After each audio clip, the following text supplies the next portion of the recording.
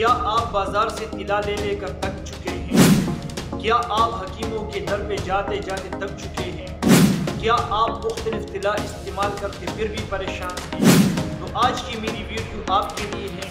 آپ اس ویڈیو کو دیکھ کے تفصیل وہاں پر جانیے اور نسخے کو بنا کر استعمال کیجیے۔ بسم اللہ الرحمن الرحیم۔ السلام علیکم ورحمۃ اللہ وبرکاتہ۔ دوستو، ایک آسان سا سادہ سا نسخہ آپ کی خدمت میں پیش کرنے جا رہا ہوں۔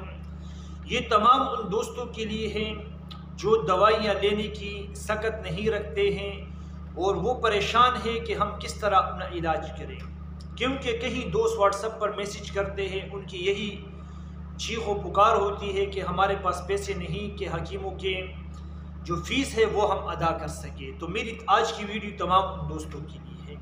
آپ نے دو چیزیں لینی ہیں۔ آج کی ہماری ویڈیو کا ٹائٹل اور عنوان ہے طلائے ادرک۔ طلائے ادرک آپ نے کس طرح بنانا ہے؟ دو چیزیں ہیں۔ نمبر ایک، آپ نے شہد لینا ہے۔ شہد کم از کم آپ کے پاس 100 گرام کا ہونا چاہیے۔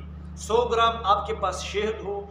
اسی کے ساتھ ساتھ آپ کے پاس ادرک، جس کو سونڈ کہا جاتا ہے حکمت کی زبان میں، اور قرآن مقدس میں بھی اس کا ذکر سورہ دہر میں پروردگار عالم نے کیا ہے، کان مزاجہ زنجبیلا، یعنی اس کا مزاج زنجبیل جیسا ہوگا، زنجبیل کا ہوگا۔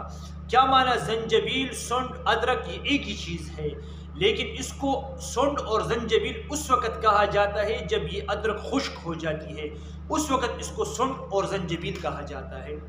آپ نے خشک ادرک، سونڈ لینا ہے۔ کتنا آپ نے لینا ہے؟ 100 گرام آپ کے پاس شہد ہے تو آپ نے کم از کم ایک چٹاک یعنی 60 گرام آپ کو خشک ادرک چاہیے۔ آپ نے لیا خشک ادرک، اس کا پاؤڈر بنا کر کے آپ نے اس کو چاننا ہے۔ چاننے کے بعد آپ نے اس کو شہد میں ملانا ہے۔ یہ طلا ہزاروں روپے خرچ کرنے سے جو آپ کو فوائد حاصل نہیں ہوتے، وہ اس ایک طلا سے انشاءاللہ آپ کے مسئلے حل ہو جائیں گے۔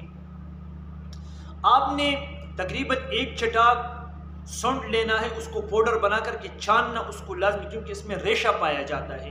آپ نے چان لیا، اس کو آپ نے شہد میں حل کر دیا، اتنا حل کرے کہ یہ ایک جان ہو جائے۔ پھر آپ نے اس کا طلا کرنا ہے، رات کو سوتے وقت کرنا ہے۔ اگلی بات جو آپ نے عمل کرنا ہے وہ کیا ہے کہ آپ کو اگر ہو سکے پان کا پتا، پان جو ہم کھاتے ہیں اس کا پتا آپ کو مل جاتا ہے، تو آپ نے یہ طلا لگا کر کے، یہ دوا لگا کر کے اپنے عضوی خاص پر، اس کے بعد آپ نے پتا لگانا ہے، پتے کو باندھنا ہے، اس سے آپ کو فوائد اچھے ملیں گے۔ اگر پان کا پتا نہیں تو آپ اس کے اوپر ہلکا سا شاپر بھی لگا سکتے ہیں۔ سردیوں کا موسم ہے، صبح گرم پانی سے وضو کریں، تیار ہو جائے، فریش ہو جائے۔ اس سے آپ کو تھوڑی خارش ہو سکتی ہے، لیکن خارش اگر ہو جائے تو آپ نے پھر کوئی آئل وغیرہ استعمال کرنا ہے، کوکونٹ وغیرہ۔ جب یہ ٹھیک ہو جائے دوبارہ آپ نے لگانا ہے۔